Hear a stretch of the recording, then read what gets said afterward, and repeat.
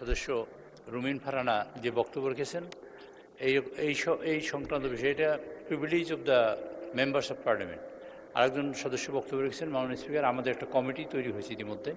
আমি আপনাকে অনুরোধ করব তাদের এই সংক্রান্ত বিষয়ে যদি তারা কোনো নোটিশ দেন এবং সেই নোটিশটি যদি যথাযথভাবে আপনার মাধ্যমে যদি নিষ্পত্তি হয় তো সেটা সব ভালো হবে ভবিষ্যতে।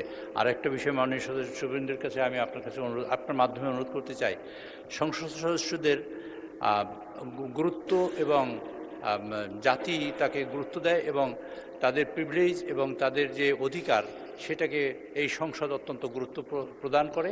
এবং সে ব্যাপারে কোনো মাননীয় সংসদ সদস্যবৃন্দ, মাননীয় স্পিকার, আপনার মাধ্যমে বলতে চাই, কোথাও যদি কোনো সমস্যার সম্মুখীন হন অথবা কোনো সমস্যা ফিল করেন অথবা কোনো এরকম অপদস্থ হওয়ার মতন পরিস্থিতি তৈরি হয়, তাহলে সেটা আপনারা সবাই মিলে মাননীয় স্পিকারের মাধ্যমে এখানে নোটিশ দেওয়ার সুযোগ আছে এবং সেটা মাননীয় সংসদ নেতা এবং মাননীয় বিরোধী দলীয় নেতা দুজনেই সেখানে আছেন এবং এটার একটা যথাযথ প্রতিকার হবে ইনশাআল্লাহ, সেটা প্রত্যাশা করি। মাননীয় স্পিকার, আপনাকে ধন্যবাদ। ধন্যবাদ মাননীয় চিফ হুইপ।